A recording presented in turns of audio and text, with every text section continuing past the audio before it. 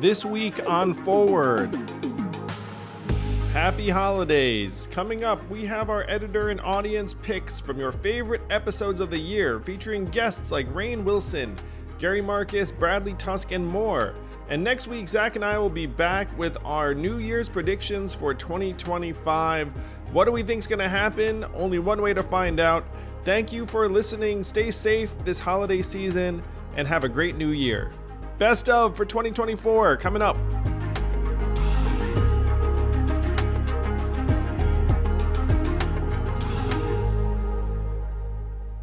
It is my distinct pleasure and privilege to welcome to the podcast best-selling author of Soul Boom, Why We Need a Spiritual Revolution, which we'll talk about. You probably know him from The Office, but he's also the host of The Geography of Bliss, now on Peacock, and also of the upcoming Soul Boom podcast, the one and only Rainn Wilson. Welcome, Rainn.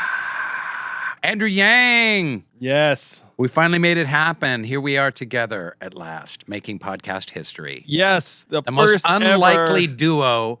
Like, if you can imagine two random Americans sitting on couches, it would be Andrew Yang and Rainn Wilson. Yes, the convo you didn't know you needed is finally here.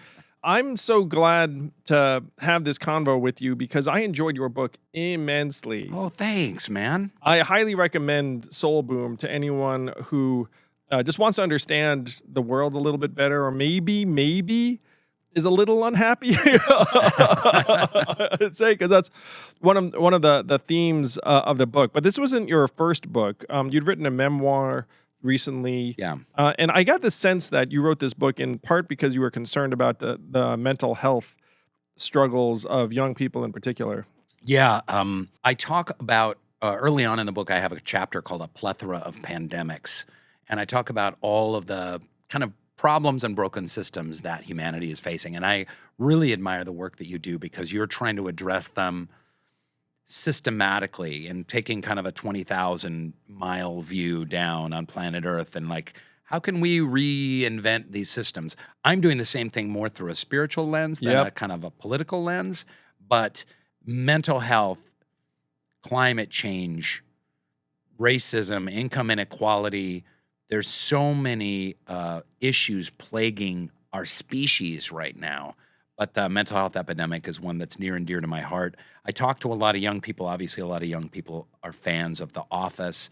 I go around to a lot of college campuses. I speak there, and I'm very forthright about, the mental health issues that I had back, because I'm so old. When I had them, it was the 90s, and people didn't really understand things like that as a mental health issue. If you were having anxiety attacks or panic attacks, if you were having depression, if you were having alienation, addiction, this was just kind of like stuff you just had to work out on your own. There wasn't really therapy for this stuff. So what's the story behind the story? There's a mental health epidemic. There's a number of factors. Obviously, devices, social media play a big part. There's a lot of other reasons. There's just the kind of frenetic, anxious pace of the modern world. There's a lot of doom and gloom scenarios going on at the same time. But, one of the big ones is we have lost our spiritual footing as a species. And again, I'm not talking about religion. I'm not talking about we need to be a member of some particular church, but there are spiritual truths and wisdom that can ground us and make our lives better. And this is one of the pandemics that this can address. Yeah, and you make a two-sided parallel case, which I enjoyed. One is, hey, a spiritual life is necessary for you to be happy and understand and get excited about your place in the world. One of the lines I loved, which you used, was that our society's become a conspiracy against joy, and that spirituality in its best form can actually lead to your being more joyous every single day.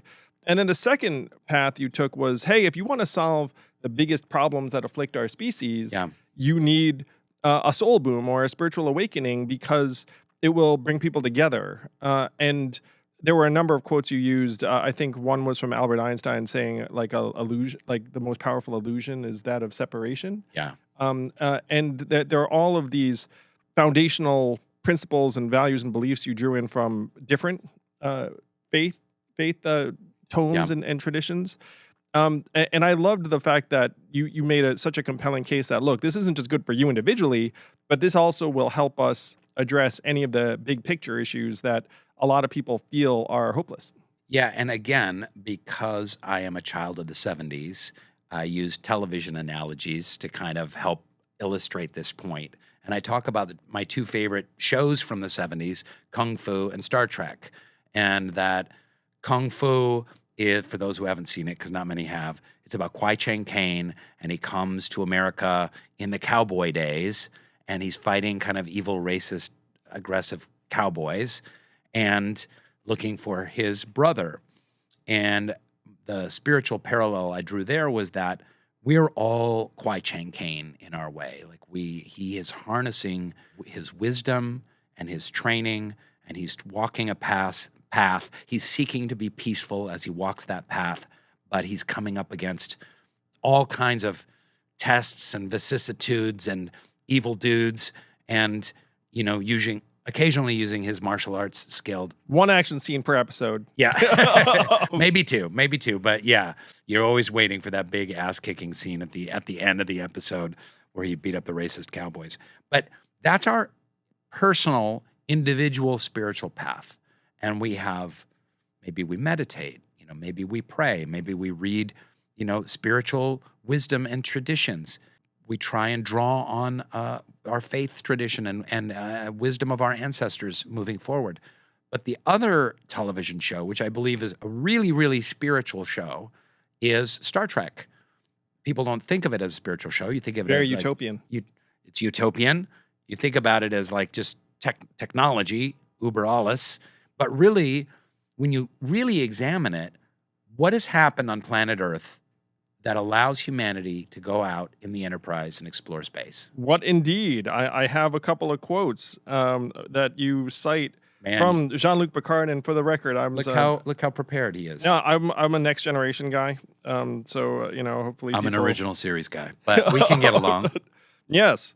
So people are no longer obsessed with the accumulation of things. We've eliminated hunger, want, the need for possessions. We've grown out of our infancy. Captain Jean-Luc Picard. Yeah. And you make a case about capitalism, which I agree with. And one of the pitches I have for you is that we need a new economic system that I call human-centered capitalism that has this monetary-based economy, but also a caring and nurturing economy, and then a creativity economy. My case is that AI is going to end up grinding up more and more people with the monetary economy, and that we need to establish like a nurturing and caring economy, and then an arts and creativity economy as quickly as possible. I love that. And, there's a whole field it's called Trekonomics. It's Yes. literally called Trekonomics, which is very much in line in a lot of ways with what you're talking about. But I want to get to that, but let me just finish up the Please. Star Trek analogy, which is humanity has peace at home. It has solved racism and income inequality. It has solved environmentalism. And because we've done that as a species, we're then able to boldly go seek out new life and new civilizations on Star Trek, right? And that's what's spiritual about it, is like, because we have solved those issues, humanity is able to rise to its highest nature, which in Roddenberry's case is exploring the universe and meeting other species and spreading technology and goodness with justice and the rule of law. And interracial kissing, and maybe some interspecies making out too. There was interspecies making out. It was not only the first interracial kiss, it was probably the first interspecies kiss going on. But this is the other aspect of spirituality, and it's very much in line with what you're talking about. I want to come back to that.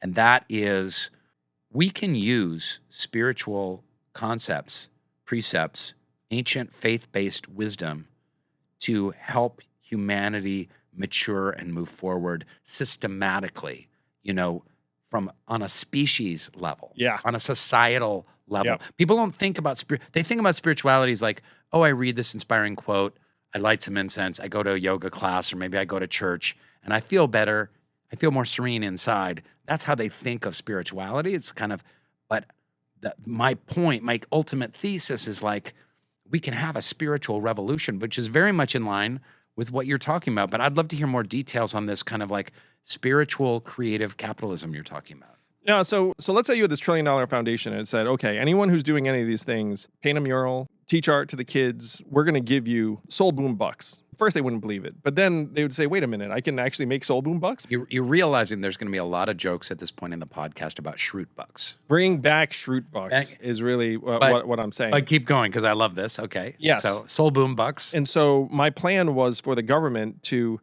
bring together a consortium of foundations and do Shrute bucks, essentially. and now, look, would there be issues? Of course. But guess what? There are issues with the current monetary system. Sure. There's like all sorts of strange. And some people will be like, oh, you can't reward good behaviors because the point is to do them without being rewarded. And then I'd say, look, people can still do good things outside of Shrute bucks or soul boom bucks or whatever it is. But I'm going to guess that a lot of people will end up doing things they wouldn't have done otherwise. But you also start flexing those muscles and you start training people to do good, and it feels good because guess what? In the field of positive psychology, one of the things, one of the main things that they've found that we talked about mental health, that contributes to greater well-being is being of service to others. Yes. This is in 12-step programs. This is in every religious faith that's ever existed on the planet. And it's in the studies of positive psychology. Dr. Arthur Seligman or Arthur Brooks or, Jonathan Haidt, whoever you want to read, doing things for we have a society that tells us be as selfish as possible, and that's how you'll feel the best, right? Spend money on yourself, go on trips by yourself, go to Vegas, party, get wasted, have a lot of sex, like do all of this stuff for yourself. That stuff actually, and accrue things, and actually the accrual of things and selfish pursuits makes us less happy. So you're rewarding positive dopamine response mechanisms in the brain that can train you to realize like, if I reach out to others and do things for others, then I'm going to get a payback, a deep, rich, meaningful payback.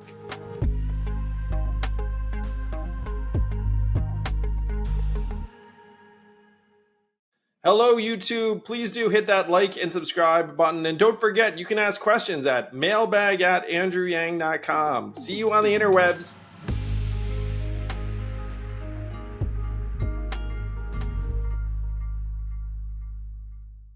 It is my pleasure to welcome back to the podcast New York Times bestselling author and author of the phenomenal new book, Magic Pill, The Extraordinary Benefits and Disturbing Risks of the New Weight Loss Drugs, and a user himself, Johann Hari. Welcome, Johann. A user himself, it sounds weirdly sinister. Hey, Andrew, great to be with you. Doesn't it, though? So your last book was about how social media and modern technology are crushing our attention, which I agree totally. Others are now coming in right behind you on that. But I have to say, I was pumped to interview you and read this book because Ozempic, like what the heck is going on? So I ran into a friend and he looked great. And I said, you look great. And he said, oh yeah, I'm on Ozempic. And he looked great because he had dropped probably 20 pounds. And I loved how just completely upfront he was about it. Now, this was not a celebrity type. This is just like a guy who works in business in New York. The first thing for the layperson, how the heck does this drug work? It just makes you less hungry, right? Which does sound like a more benign way to go about helping someone lose weight. Like folks who, and you said there are different mechanisms for different drugs. One of the really disconcerting things is we actually don't fully understand how it works. There's a few things we know for sure. If you ate something now, Andrew, it doesn't matter what it is, bagel, KFC, anything, after a little while, your pancreas would produce a hormone called GLP-1. And we now know that GLP-1 is part of your body's natural brakes. It's basically your body's signal going, hey, Andrew, you've had enough now, stop eating. But natural GLP-1, once it's created, only stays in your system for a few minutes and then it's washed away. So what these drugs do is they inject into you an artificial copy of GLP-1 that instead of lasting for a few minutes, lasts for a whole week, which has this weird effect. I'll never forget the second day I took Ozempic, waking up and lying there in bed and thinking, oh, I feel something really strange. What is it? And I couldn't locate in my body what it was. And then I realized I had woken up and I wasn't hungry. Every day previous to that, I would be woken up by this raging hunger. And I went to this diner up the street from where I live, and I went in and I ordered the thing I used to order every morning, which was a big brown roll with loads of chicken and loads of mayo. And the woman brought it to me, and I had like 4 mouthfuls, and I was just full. I couldn't eat the rest. And that's basically what happened to me from then on. So it was initially thought, because GLP-1 is created in your gut, that the effect was primarily on your gut, that maybe it slowed gastric emptying, something like that. And there are certainly effects on the gut. But from interviewing the leading neuroscientists on this, we now know actually the evidence is increasingly clear that these drugs work primarily on your brain. They change your brain in ways that we don't fully understand, and it's slightly disconcerting. There's lots of different theories about what it does to your brain, which brings up a whole different set of benefits and risks. So don't take this the wrong way, but you look great. And how dare you? I'm hanging up. And when I say that, like the natural thought for me, it was like, wow, like Johann's referencing these weight problems. Are you still on one of these drugs? Because you sure look like $1 million. So I decided to carry on taking them because for me, and I stress, I do not believe this is the case for everyone.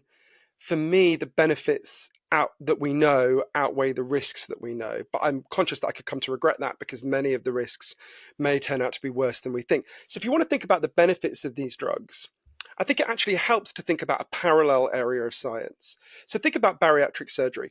Up to now, it's been extremely hard to lose a huge amount of weight and keep it off for the long term. Some people do it just through calorie restriction and exercise. We all know someone like that. Someone very close to me in my family did that. But that's actually surprisingly unusual when you look at the stats. So up to now, the most reliable and easy to study way has been bariatric surgery. Things like, stomach stapling, that kind of thing. And what we know about bariatric surgery is it's a horrific, grueling operation. 1 in 1,000 people die during the operation. But the reason people do it, awful, the reason people do it is because of what happens when you reverse obesity or hugely reduce it. So if you have bariatric surgery in the 7 years that follow, you are 56% less likely to die of a heart attack. You are 60% less likely to die of cancer. You are 92% less likely to die of diabetes-related causes. In fact, it's so good for your health, you're 40% less likely to die of any cause at all. And we know that with these drugs, although bear in mind with bariatric surgery, you're starting from quite serious obesity, otherwise you wouldn't qualify for the operation. We know that with these drugs, they're moving people in a similar direction. So if you take these drugs and you have a BMI higher than 27, you on average will have a 20% lower risk of having a heart attack in the next 2 years and a 20% lower chance of having a stroke. So for me, with my family's heart history, that was the thing that really decided it for me. But a lot of the big risks that I warn about don't apply to me, but do apply to lots of other people. So it's a very and I did have some rocky moments taking these drugs and some real setbacks as well. So it hasn't been an easy decision for me. When I was running for president, I would eat crap all the time. And it was very hard not to because you would just be stressed out all the time. And then you'd be in a car. And then what are you going to do in the car? I mean, what are you going to have for lunch? What's around you? I mean, it's pretty much fast food.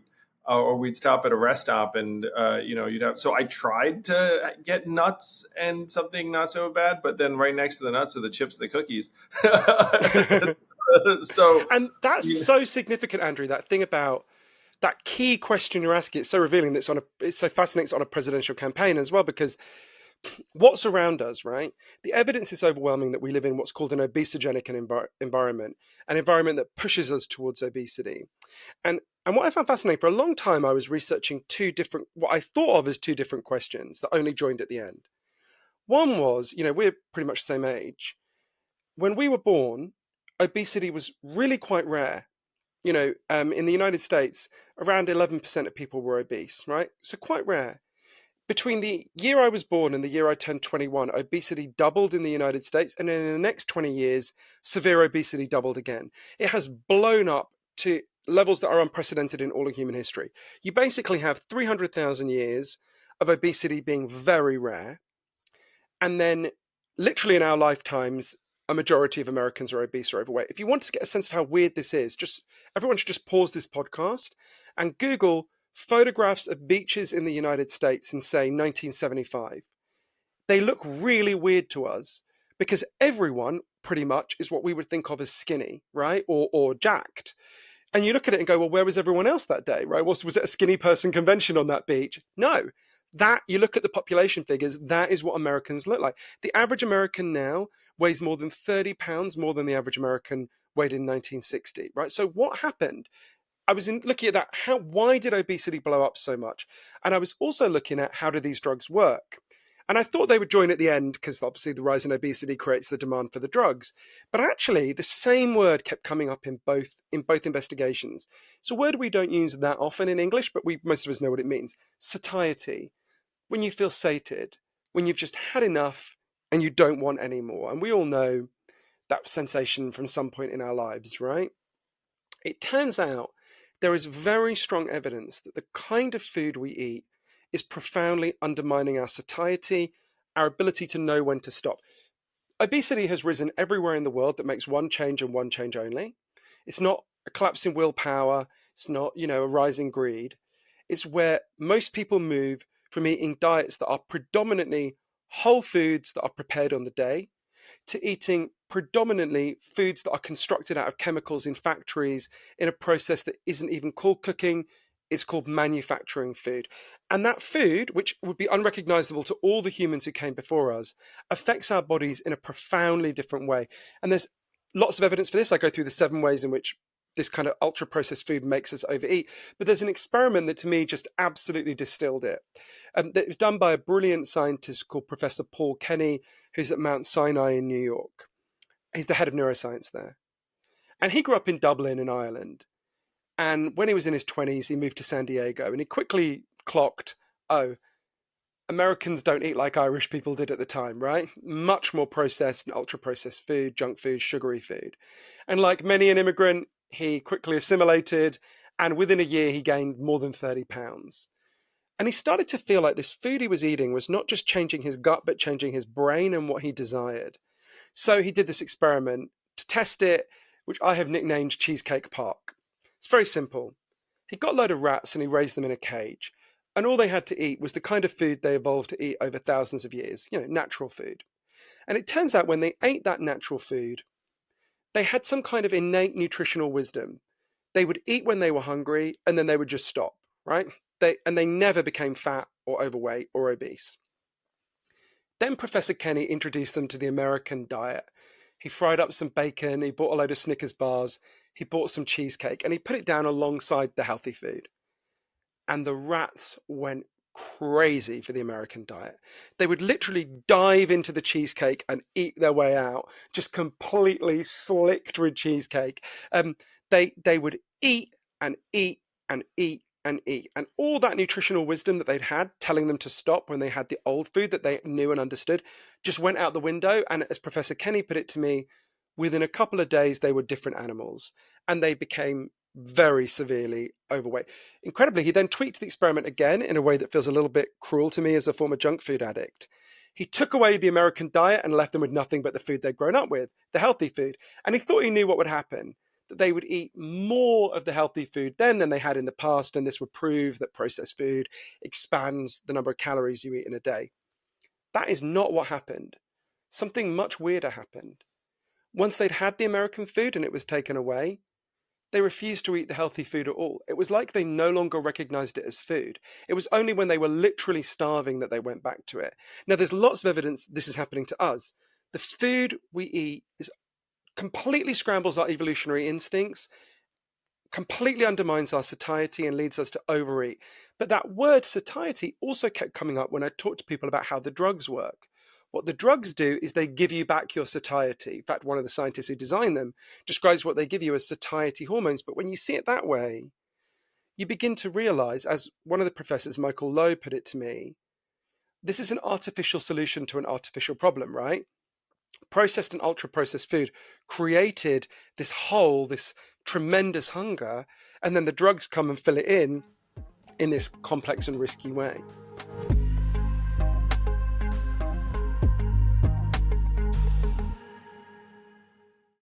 This podcast is sponsored by ExpressVPN. How did you choose which internet service provider to use? The sad thing is, most of us didn't have much of a choice because ISPs operate a lot like monopolies in the regions that they serve. They then use this monopoly position to take advantage of customers, and yes, they even sell your data, your activities to advertisers and big tech companies, and you don't see a dime. That's why I protect my internet surfing and devices with ExpressVPN. When you use ExpressVPN, it's like a magic portal to a perfectly safe and anonymous internet. And don't take my word for it. This is the #1 VPN service according to CNET. It's used by major companies all over the world. So stop handing over your personal data to ISPs and other tech companies who then mine your activity and sell off your information. Protect yourself with a VPN I trust to keep my privacy online. Visit expressvpn.com/yang. That's expressvpn.com/yang to get 3 extra months free. Go to expressvpn.com/yang right now to learn more.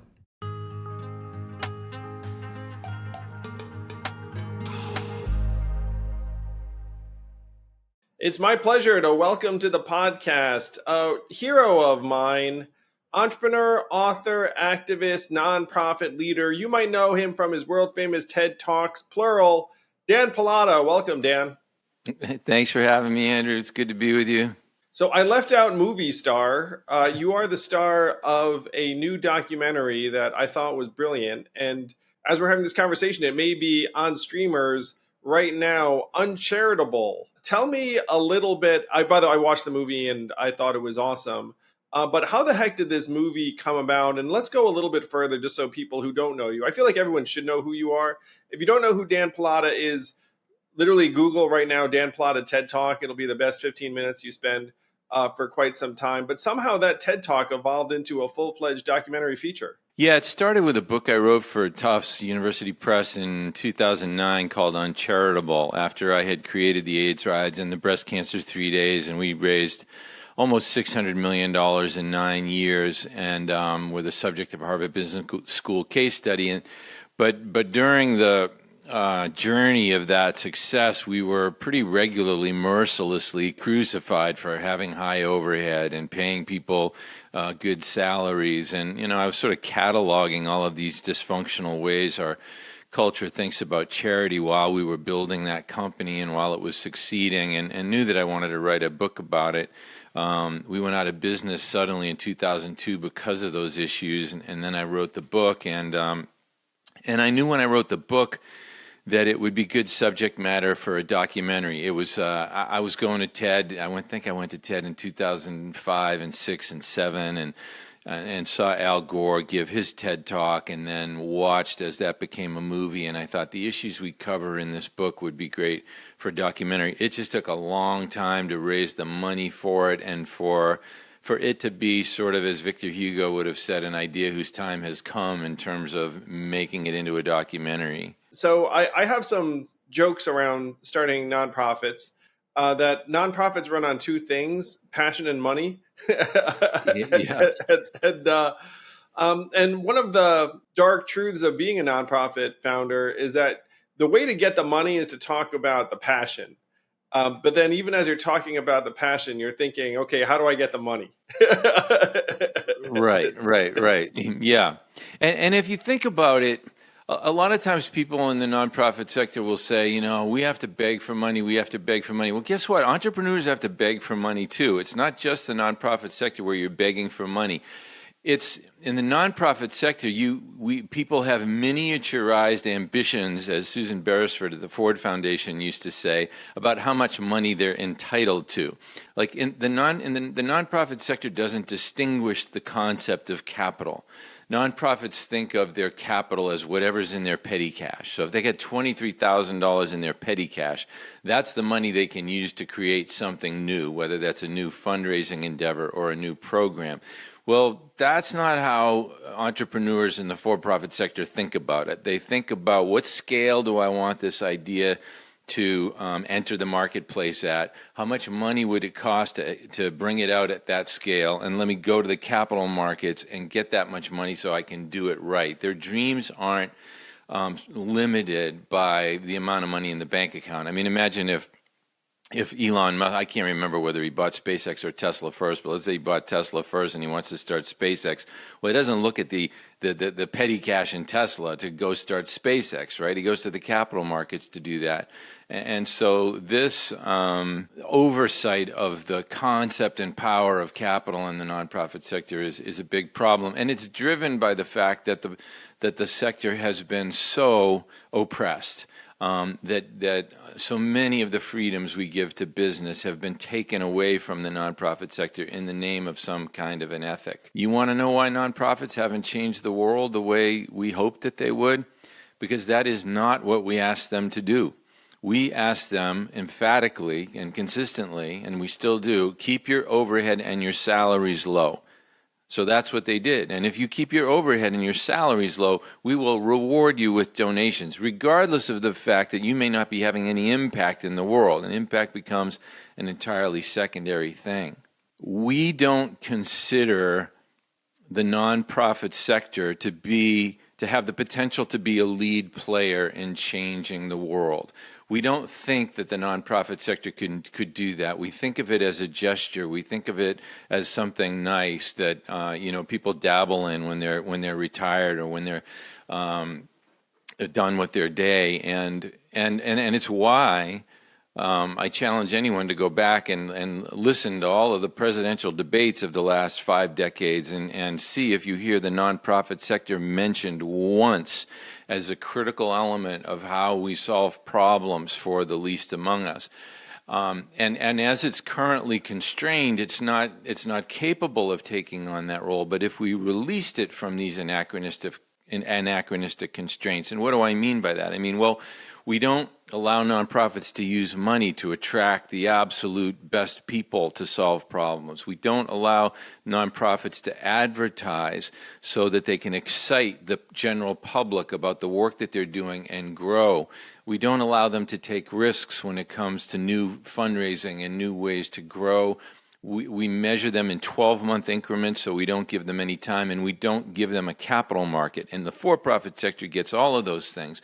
Well, if you gave all of those things to the nonprofit sector, it could address the issues with the help of business and government, but could take the lead in addressing the issues of poverty that still remain at 14% in the United States, illiteracy that's been at 14% for the last 4 decades, breast cancer, where the mortality has been hovering around 40,000 for the last 4 decades with no change. Suicide, where the mortality now approaches 40,000, up from 10 years ago. All of these problems are problems where the nonprofit sector is uniquely doing on-the-ground R&D that nobody else is doing to figure out what innovations might work at solving those problems, but they don't have the scale. The problems are massive in scale. Massive in scale. These are multi-billion, decabillion problems.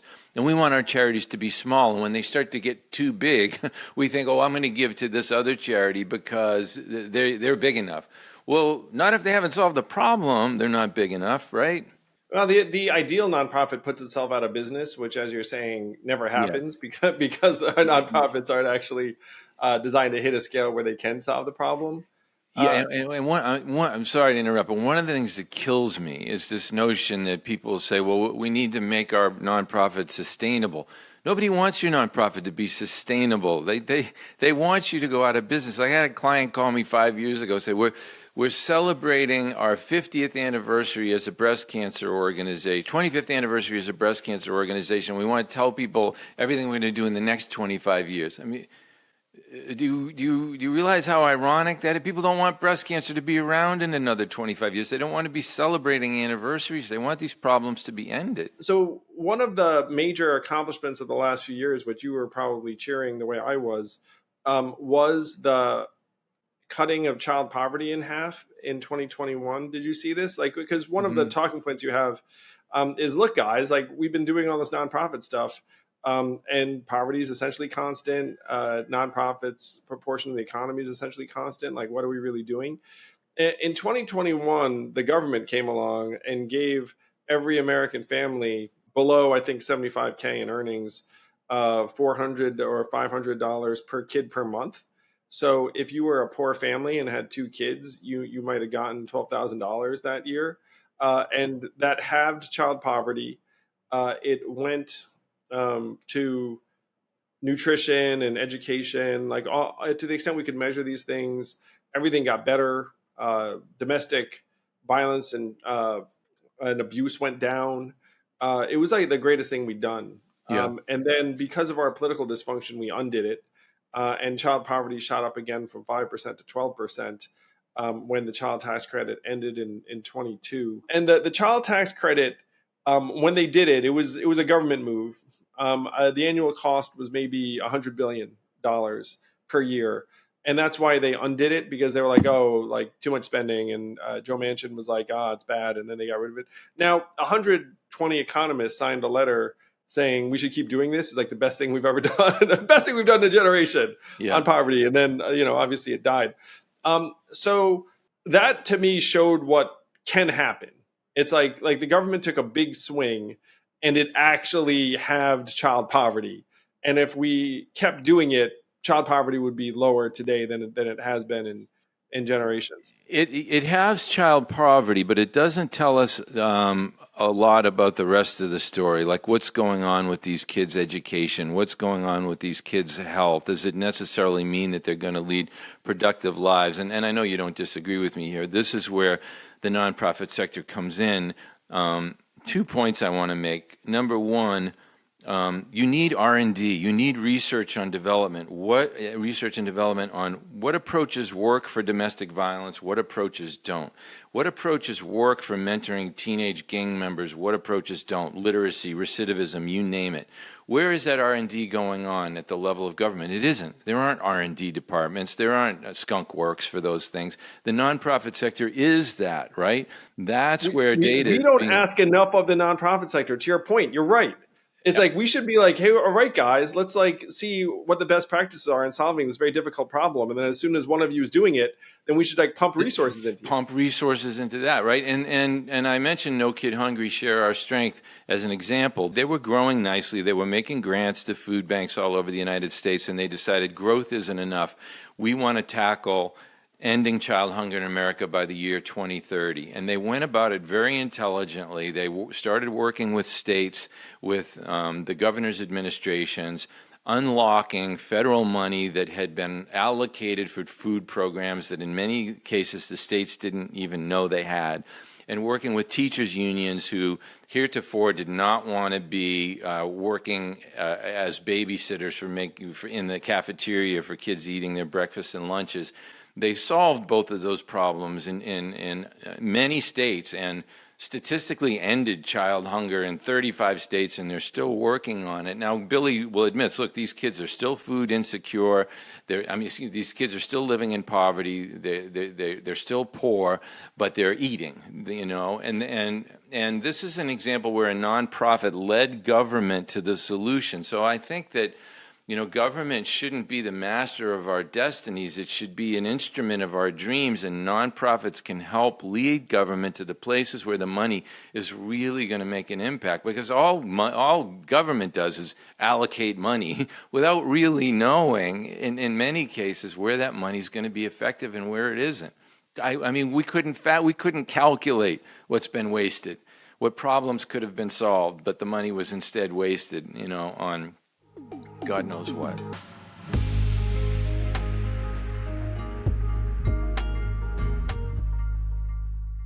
Hey all, if you know me, you know I'm not that handy in the kitchen, and I have become a huge believer and booster of Factor.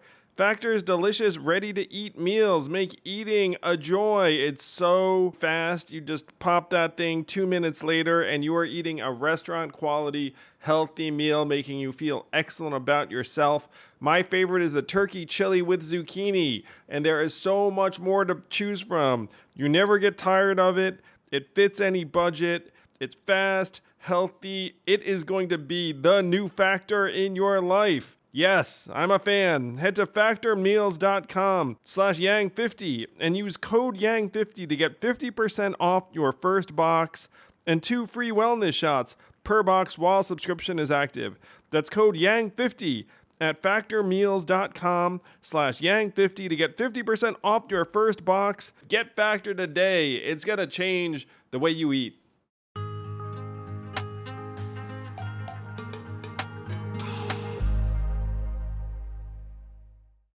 It is a pleasure to welcome back to the podcast the author of the brand new book, Taming Silicon Valley, AI technologist, TED speaker extraordinaire, all around great guy, professor. You can throw in whatever you'd want. Gary Marcus. Welcome back, Gary. Thanks for having me back, Andrew. You've been on the podcast before, and you're one of the people that I turn to for a human-centered approach to AI and technology issues. And you've been thinking very deeply about this. You have a book coming out this week.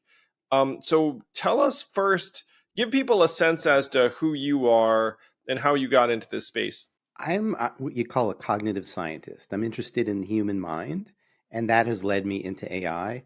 And AI led me into politics, not really where I wanted to be. I went to the US Senate, as you know, watched up close the dynamics of it. And I've been interested in AI policy and how do we make sure that AI works for everybody.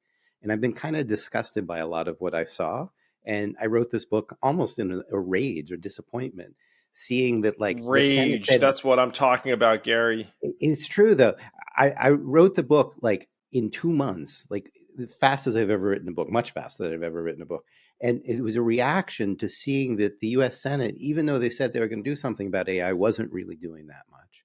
And realizing that the companies, you know, they talk about self-regulation, but they don't really do the things that they promise. And realizing like what happened with social media, how the Senate dragged their feet there, the kind of bad place that we're in around that now, and realizing it could be a lot worse with AI. And so I kind of woke up one night and said, we have to do something about it. I wrote the book as fast as I could to get it out before the election. Nobody's even talking about AI in the upcoming presidential election. It's going to shape our future. Like we really need to focus on this, not just at the presidential level, but in, you know, all the House and Senate races. It has to be part of the cultural conversation in the way that, say, discussions around immigration are. People need to understand how important AI policy is. So you have this general phenomenon that AI is going to supercharge the generally corporations that utilize it. And then every corporation looks around and says, okay, well, shit, I guess I got to do this now because like my competitors are going to do this. And then they all pile into it. A lot of money is going to get spent. And so for the average person, they're going to be more and more on the outside looking in, was the general thesis. Yeah, I think there might be a part there that I disagree with or don't really know, which is the analysis of like which jobs are going to disappear and so forth. But the overall thesis that you have, I think I very much agree with, which is the way at least things are structured right now, we're going to wind up with a few tech oligarchs and everybody else is going to get screwed. It's interesting because I know you and I both favor universal basic income. And a lot of the kind of tech lords like pretend like they do, but let's look at what's happening in the real world. To train their models, they're taking the intellectual property of every writer, every artist, you know, that ever lived and giving them nothing in return. It's like, how can you take that they're credibly going to give us universal basic income? We might get there, but it's not going to be out of the largesse of these tech lords. Instead, what they're trying to do is to take everybody's IP and also everybody's like personal information. Like one of the scariest things that happened since I finished the book is that OpenAI did 2 things. They bought a webcam company and they put Paul Nakasone on their board. Meanwhile, they've been saying, we want all your documents, we want all your email. And so OpenAI is poised to become, it's very Orwellian that they call themselves this, is poised to become the biggest surveillance company of all time, right? They're going to have much more data about you, personal data, than, say, Facebook. They're obviously not going to share the economic advantage of that if they're not even sharing anything on the artists. So they're starting to do a little bit of licensing deals under pressure. But you're going to have a few companies that have so much data. They're going to monetize all that data as much as they can. They are going to replace jobs. All the money and power is going to go to them unless we have some kind of restrictions on them. And they're fighting every restriction tooth and nail. Like, look what's happened with the California SB 1047. Basically, that is about having liability for doing really bad things. So if you don't cause $500 million in harm, that bill doesn't apply to you, essentially, or the most important section. I mean, the main section, I would say, or the central section, I should say this carefully, is really about liability for causing really serious harm. And they fought that as hard as they possibly could. I mean, you'd think, look, if you cause $1 billion of damage, maybe you ought to have some consequence. But like, take real world examples like the non-consensual deepfake porn. There are now these apps that will take a teenage girl and make a picture as if she were naked, and other kids will distribute it and stuff like that. This is awful, and it's an outcome of this technology. None of the big companies that built the underlying technology are taking any responsibility for it.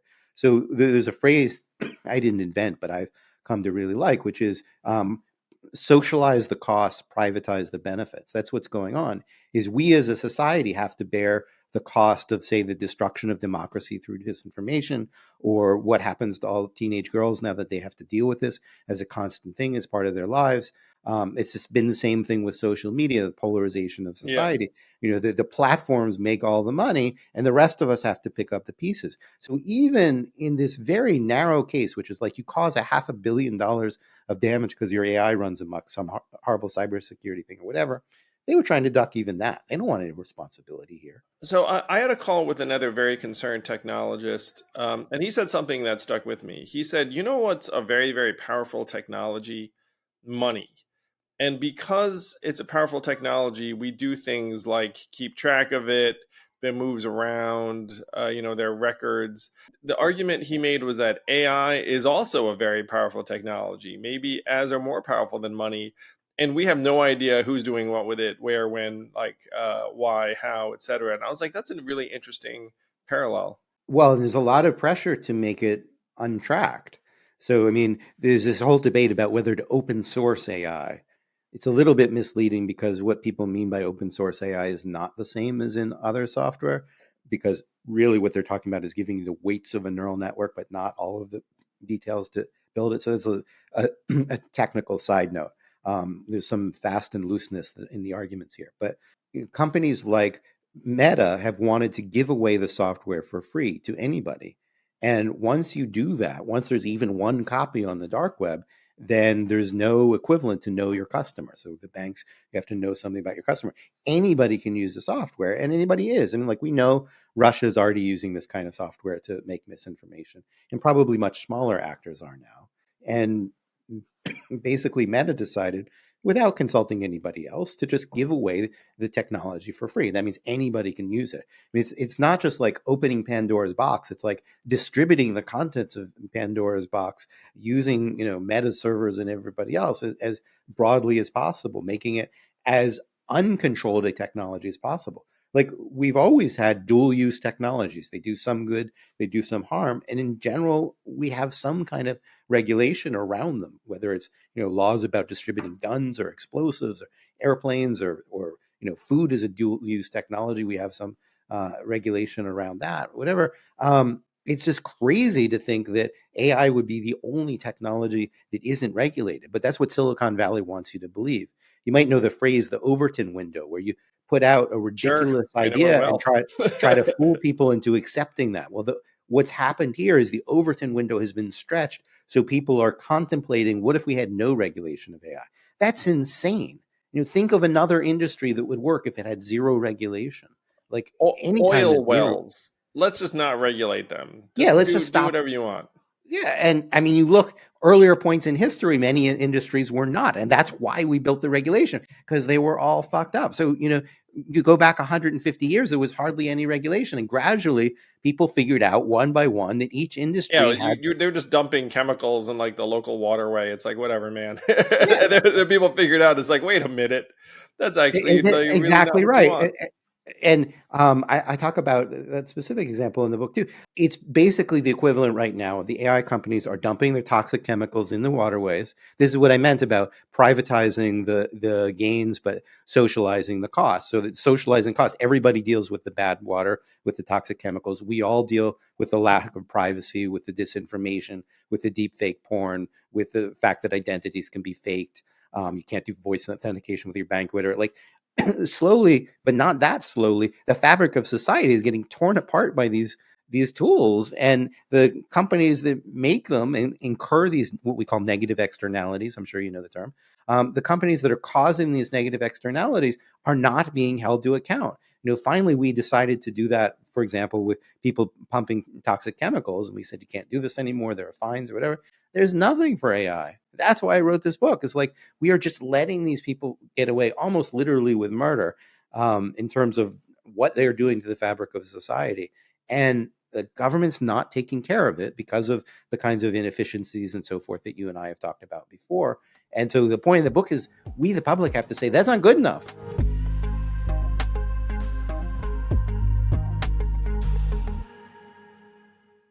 This podcast is sponsored by Helix Sleep. I've been a mattress guy since I can remember because I've always wanted to make sure I didn't develop back problems. I worked out, I still do. Maybe it's a different type of workout.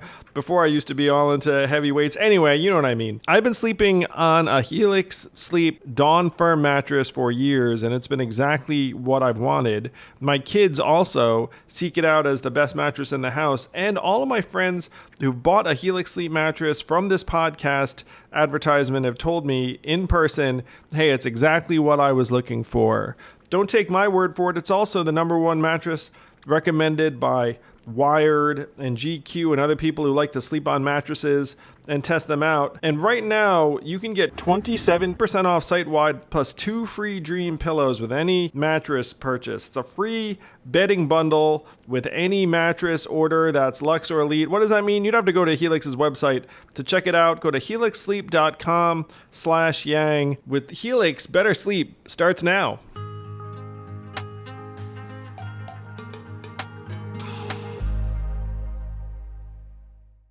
It is my pleasure to welcome back to the podcast philanthropist, venture capitalist, political innovator, and the author of the phenomenal new book, Vote with Your Phone, Why Mobile Voting is Our Final Shot at Saving Democracy, something that's on our minds right now.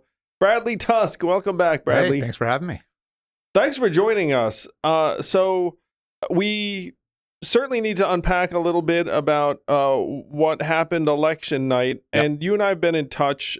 We both kind of feared or expected, because people ask us all the time, like, hey, what's going to happen? Yep. And you and I are both like, it seems like Trump's going to win. And then maybe there was like a glimmer of hope/doubt down the stretch. I certainly talked myself into the fact that, maybe things would head another direction. Same. And then Trump ended up with a resounding win. And you think that it was a structural problem? Yeah, I mean, I think that ultimately the underlying problem is not that the Democrats had the wrong candidate. I think Kamala was a perfectly solid candidate, and they ran a pretty good campaign. Yes, you can always debate any one or two strategic decisions, but they lost by too much to think that any one or two changes would have really made a difference.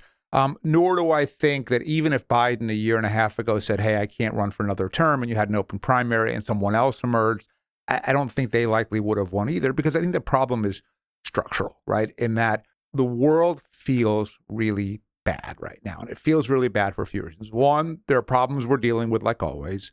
But two, because of social media, in my view, it's the unhappiness machine, where you go on there and two things happen immediately. First, you compare your real life to everyone else's fake lives, and their fake lives seem a lot better, so you feel inadequate. Second, you see everything happening that's bad everywhere in the world all at once, all of the time. So you feel bad about yourself, the world feels awful. And then in terms of existential risk, when you and I were kids, it was nuclear war, and that's probably even a greater risk today than it was back then. But now layer in bioweapons and climate and maybe AI, and the world feels scary and more dangerous than ever. When people run for office, and you and I have obviously done this together, so we know this, you promise to fix everything. That is literally how campaigns work. Things are bad, and if you elect me, things will be good.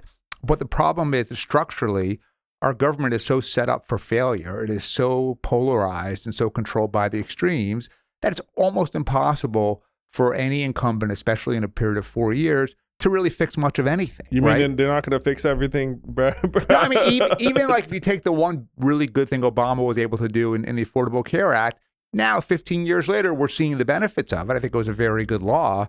But even then, it wasn't like healthcare was fixed overnight. And so everyone promises to solve the problems. The world feels terrible. No one can solve the problems. Everyone just points and screams at each other. And the public says, all right, let's try someone else. And I think we're going to be in a series for a while of one-term presidents, one-term governors, one-term mayors, party control bouncing back and forth in legislatures, because no one is in a position to fix the underlying problem. And until we make the structural reforms, it's always going to be this way. So Bradley has laid out a vision for how to make it so that more of us can participate in our system to improve the incentives. Then he's written this really, really brilliant new book that I urge everyone to pick up. Vote with your phone, Why Mobile Voting is Our Final Shot at Saving Democracy. And then he actually funded the technology to make mobile voting possible and is now trying to implement it in communities around the country. So Brad, I mean, look, I love idea people. But you know who I love even more is like idea people who then actually roll up their sleeves and try and make it happen in real life. And that's exactly what you're doing. Yeah. Look, so we've done a couple of things. So when I worked in government and politics, so the first chunk of my career was directly in government. As you know, I was Mike Bloomberg's campaign manager who ran for mayor of New York. I worked for him at City Hall. I was the deputy governor of Illinois for 4 years, ran the state's budget operations. Under a guy named Rob Blagojevich, ran the whole state. A couple of years on the Hill as Chuck Schumer's communications director in the Senate. And so I've seen government at every angle and every perspective. And that's where I basically took away the notion that every policy output is the result of a political input. Every politician makes every decision solely based on re-election and nothing else. Are there exceptions? Sure. Mike Bloomberg was an exception. The reason that I tried to help you become mayor of New York City was because you were an exception. But there are exceptions. And so they're only going to change their actions if they're incentivized to do so in order to win their next primary. I then ran all the campaigns to help legalize Uber and ride sharing around the U.S. And the way that we won, because at the time we were a tiny little tech startup, and taxi was a very muscular industry. Yep. But ultimately, through the app, we were able to mobilize our customers to tell their elected officials, whether it was city council members, mayors, state senators, whoever was relevant in that situation, hey, I like this thing, leave it alone. And millions of people did.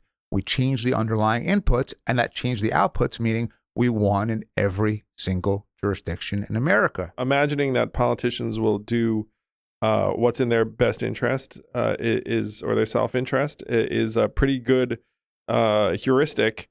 And you used these devices actually to activate all of those Uber users. Right. So once we did that, what I started wondering as I was happy, I'm like, these same people who are advocating for us, my gut is they don't know who their city councilman is. They're not voting in state Senate primaries. But because we give them something to care about and we made it really, really easy, they acted. And so my question became, what if they could vote this way? So that's what led to the creation of the Mobile Voting Project. And the first thing we did was to test the underlying question of if you create the supply, will the demand follow? And so we funded elections using the existing tech on the books in 7 different states. We either deployed military. What year was this? This was starting in 2018 and ran for a couple of years. Wow. We either deployed military or people with disabilities voted in real elections on their phones. And the answer was, yeah.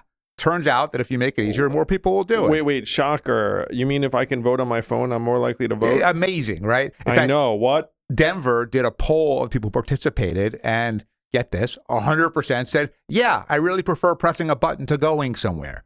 Of course they did, right? So that answered the question for me of like, okay, more people will participate if we make it a lot easier, which is just the lesson of technology and mobile phones in general. And then that gets you to the next question was, okay, can you do it securely? And at least the cryptography community didn't feel like the tech that was on the market did so. And I felt like until there was something that was truly secure, it was never going to pass muster. And so like you said, we started building our own mobile voting tech. So let me walk you through how it works. So you're Andrew Yang, you're a voter in New York City. You go to the New York City Board of Elections app on the App Store. You download the app. The first thing they say is, okay, is Andrew really a voter here? You put in your information, yes. Next question is Andrew really Andrew, right? So the first thing is multi-factor authentication. So like if you forget your Google password, we send you a code, you enter into the app. Then we use biometric screening. So like clear at the airports to say, is Andrew really Andrew? In fact, I'm working with Eric Starr, our mutual friend, who I think you introduced me to, who runs UltraPass, to do this technology. And we verify that you're you. It matches up your face against some sort of government ID. Then the ballot comes up on your screen. And the goal is to make it as simple and easy as possible. But because it is digital, some of the challenges that you get in the other forms of voting, undervoting, overvoting, stray pencil marks, hanging chads, none of that is an issue. And just to be clear, I'm not arguing that mobile voting should replace any form of voting. I just want to give people an additional option. So you fill out your ballot, you make your choices, you double check it, you triple check it. Once you're happy with it, you hit submit, and two things happen. First is your ballot is immediately encrypted. The second thing is you get a tracking code, like if it were a FedEx package, where you can follow the progress of your ballot throughout the process. It then goes back to the New York City Board of Elections, and the first thing they do is air gapping, which just means they take it offline. So now your ballot is no longer connected to the internet. They don't decrypt your ballot until it's removed from the internet. A paper copy then prints out immediately, which is then mixed in with all the other ballots. You can see how your ballot fared because you can know from the tracking code, it was received, it was tabulated, it was printed. And then because the underlying code itself is all open source, and we can go in and check it to see if anything went wrong, if anything was changed, anything else. So we'll finish this tech next year. We'll submit it to DEF CON for testing. We'll submit it to NIST for testing. But then most importantly, I'm going to make this free to every government in the world that wants to use it. What? Free of charge. So I've put $20 million of my own money into this project so far. And the reason why is, look, it had to be this way because unless the code was open source, experts would say you'll never know for sure whether the election was secure or not. Wait, I want to stop here for just a second because I've been a huge proponent of voting on your phone for quite some time. And the counter argument is always like, it can't be done securely. Yep. And then let's say hypothetically you were to be like, I've got a stack of white papers and engineers that have said this is actually fully secure. You know what no one ever says? What? Like that's great. That's great. You solved that problem. Let me take a look at it. Because what you find is that people actually don't want everyone to be able to vote. No, you know what I mean? Especially, look, when I talk to politicians and I say, wouldn't you like to not be hostage to the extremes? Wouldn't it be nice if you could reach across the aisle, work with your colleagues, compromise, reach consensus, and actually get some things done? They all say, yeah, that would be great. But then when you say, okay, that means we got to move your primary turnout from, say, 10% to 30%, they say, hold on a second here. I'm not sure if I want to take that kind of risk because who knows who those people are. Because right now they are insulated from competition. Like they know what the voting universe is. Their consultant says, look, here's your win number. You can get to your win number by keeping a certain set of people and groups happy. And they're like, this is predictable. Then if you were to triple the electorate, I'd be like, whoa. I don't know who's voting. I don't know how to make them happy. My job security, or at least my certainty of the process goes down. And so even though theoretically, I like the idea of more people voting so I can do the right thing, I get scared. Yes, that's exactly what happens. And so my thought is this, which is let's start small.